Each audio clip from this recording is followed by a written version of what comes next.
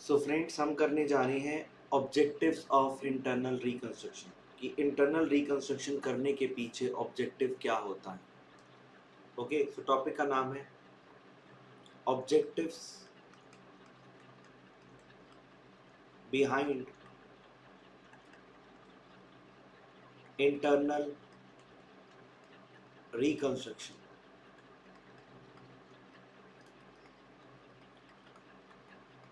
Okay, आप ये भी कह सकते हैं कि इसका मतलब है क्या सिग्निफिकेंस है, क्यों करते हैं हम इंटरनल रिकंस्ट्रक्शन, उसके फायदे क्या हैं।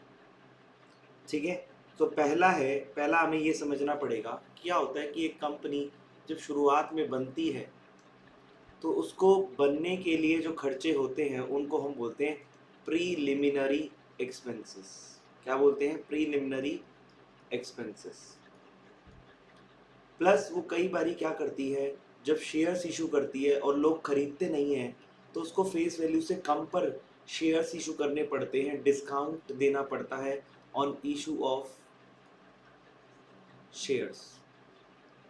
सो ऐसे खर्चे कंपनी एक बारी में प्रॉफिट एंड लॉस स्टेटमेंट के अंदर बुक नहीं करती, क्योंकि कंपनी को ऐसा लगता है कि पहले साल ही बहुत ज़्यादा क्या हो जाएंगे, लॉसेज हो जाएंगे।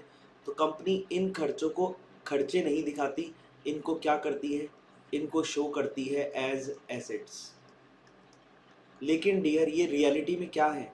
ये लॉसेज है रियलिटी के अंदर। ये क्या है? ये एसेट नहीं है।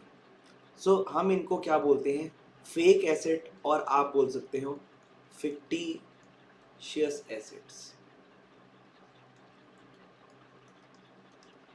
अब एक कंपनी जब अपने फिक्टिशियस एसेट्स को राइट ऑफ नहीं करती तो डियर कंपनी में प्रॉब्लम हो जाती है, कंपनी में झूठे एसेट्स नजर आते हैं। ठीक है, लॉसेस कंपनी रिकवर नहीं कर पाती। तो उस केस में हमें क्या करना पड़ता है? Internal reconstruction. तो इंटरनल रिकंस्ट्रक्शन क्या करता है? ऐसे लॉसेस को एलिमिनेट कर देता है। तो हम रिकंस्ट्रक्शन करते वक्त, इंटरनल रिकंस्ट्रक्शन करते वक्त ऐसे लॉसेस को हटा देते हैं। So to eliminate the fictitious asset assets in the company,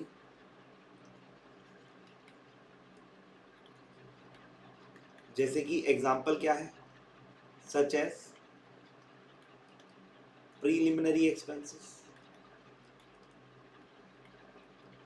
नरी एक्सपेंसेस बोल सकते हैं, और आप बोल सकते हैं discount on issue of shares, discount on issue of shares. दूसरा ऑब्जेक्टिव क्या हो सकता है कंपनी का कि डियर, क्या है कि हम कहते हैं एक अकाउंटिंग इक्वेशन है क्या, assets is equal to liabilities plus capital.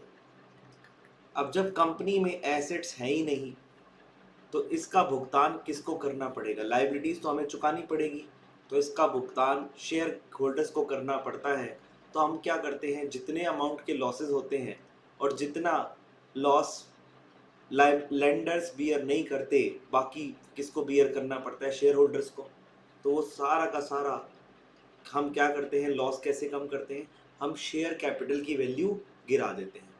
So to reduce the share capital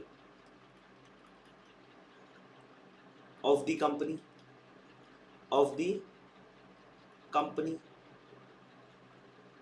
ताकि हम उसको क्या कर सके, उसकी रियल वैल्यू पर, कैपिटल की कितनी रियल वैल्यू है उस पर ला सके, to bring it to its real worth. Third क्या है? थर्ड ऑब्जेक्टिव क्या है डियर? क्या होता है कि अगर एक कंपनी के अंदर घपले होते हैं, एसेट्स कम है, लायबिलिटीज ज़्यादा है, इससे क्या होता है, अगर आप गलत वैल्यू दिखाते हो कंपनी की एसेट्स की, तो जो शेयर होल्डर्स हैं और सोसाइटी है उसका ना कॉन्फिडेंस कम हो जाता है कंपनी के अंदर।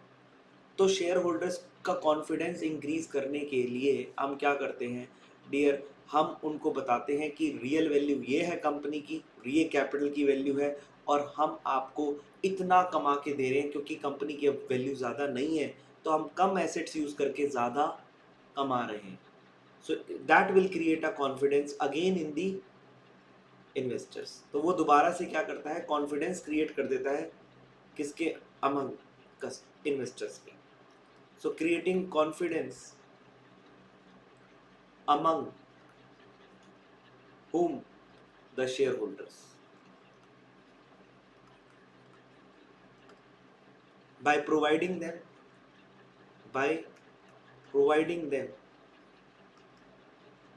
fair return on investment.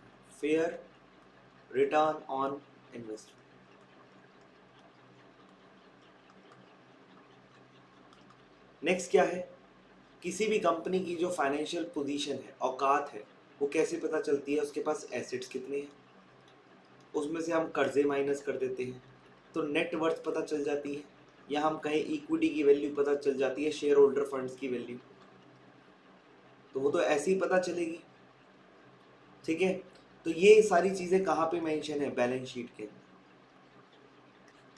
तो बैलेंस शीट के अंदर हम एसेट्स को कम करते हैं, लाइबिलिटीज़ थोड़ी कम हो जाती हैं और हमारी कैपिटल गिर जाती है, तो हम रियल वैल्यू पर दिखाते हैं, जो ट्रू वैल्यू है, ट्रू एंड फेयर वैल्यू है, उस पर हम फाइनेंशियल पोजीशन दिखाते हैं. So to present the true मतलब such and fair view of the company's financial position. Company's financial position. तो ये ऑब्जेक्टिव होता है किसका, इंटरनल रिकंस्ट्रक्शन का. ये 4 ऑब्जेक्टिव्स और आप कह सकते हैं यही क्या है, सिग्निफिकेंस है इंटरनल रिकंस्ट्रक्शन की.